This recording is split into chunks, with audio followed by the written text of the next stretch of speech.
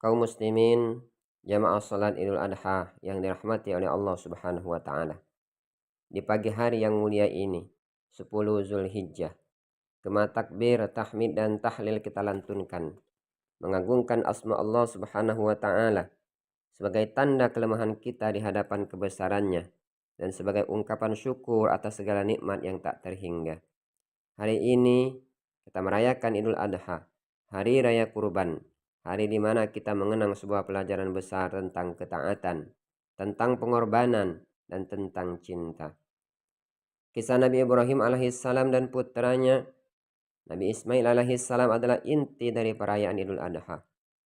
Nabi Ibrahim disebut sebagai Khalilullah, kekasih Allah, diuji dengan perintah yang teramat berat, menyembelih putra kesayangannya Ismail, yang mana selama ini dinantikan kehadirannya.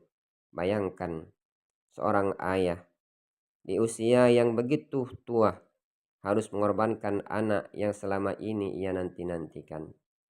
Allah Subhanahu wa taala di dalam Al-Qur'an menyebutkan, "Falamma balagha ma'ahu sa'ya qala ya bunayya inni ara fil manam anni adbahuka fanzur madza tara." Qala ya abati if'al ma tu'maru satajiduni insyaallahu minas sabirin.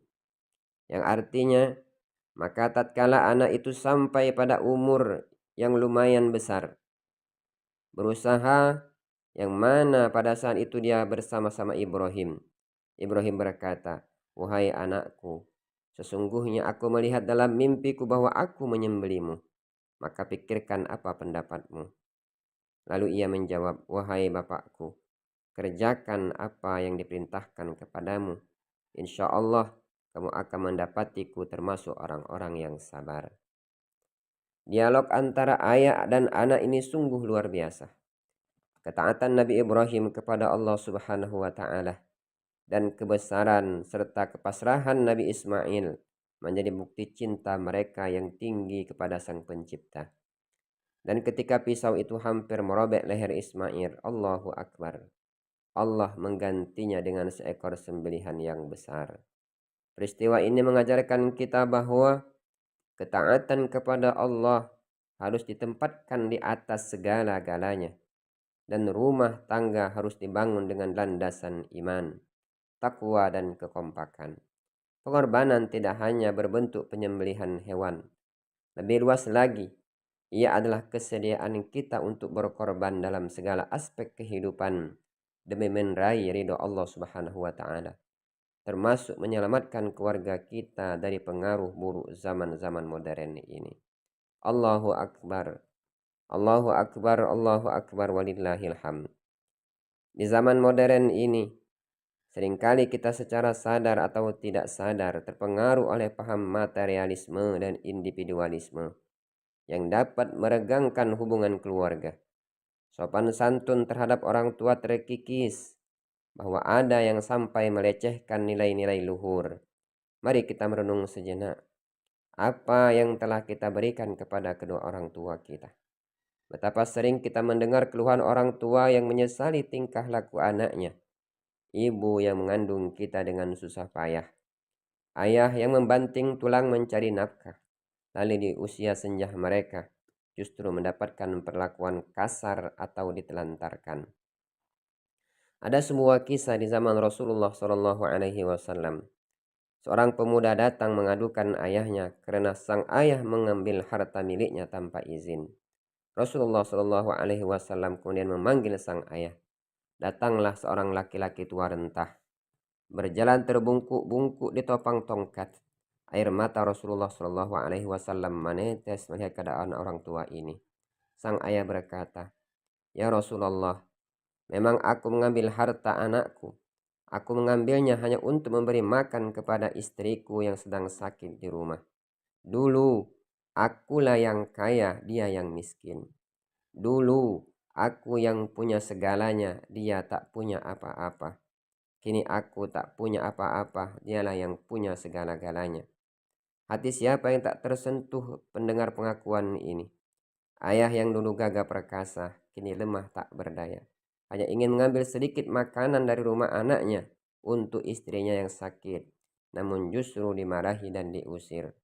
Lalu Rasulullah Shallallahu Alaihi Wasallam bersabda kepada pemuda itu, "Anta wa maluka li abika." Engkau dan hartamu adalah milik ayahmu. Allahu Akbar. Wahai diri yang sering lupa, ingatlah ibu kita. 9 bulan kita dikandungnya, bertaruh nyawa saat melahirkan kita. Setetes air mata susunya takkan pernah bisa kita bayar, walau dengan seluruh harta yang ada di langit dan di bumi.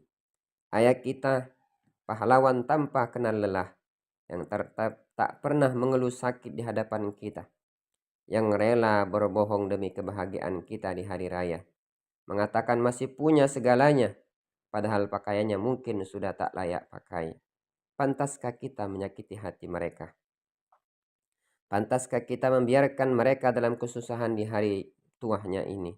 Ingatlah sabda Rasulullah Shallallahu Alaihi Wasallam, "Al jannatu tahta aqdamil ummahat." Surga itu di bawah telapak kaki ibu. Kita sibuk mengejar surga dunia, padahal surga abadi telah Allah ciptakan di rumah kita, yaitu ridho kedua orang tua. Siapa yang memuliakan orang tua seperti raja, Allah akan jadikan rezekinya seperti raja.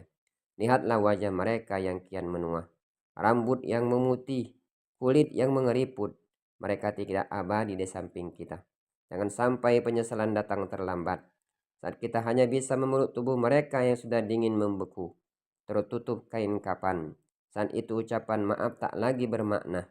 Keinginan membahagiakan mereka hanya tinggal angan-angan. Allahu Akbar walillahil hamd.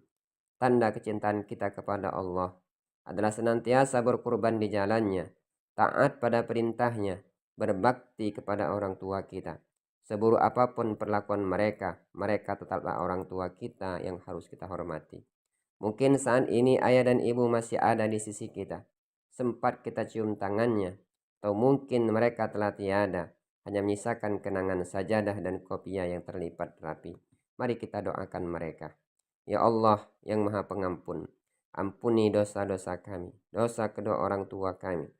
Sayangilah mereka sebagaimana mereka menyayangi kami di waktu kecil. Ya Allah, jika orang tua kami masih hidup, berikanlah mereka kesehatan, kekuatan dan kesempatan bagi kami untuk berbakti kepada mereka. Jika mereka telah tiada, lapangkan kubur mereka. Terimalah segala amal ibadah mereka dan tempatkan mereka di surgamu yang penuh kenikmatan. Amin, amin ya rabbal alamin.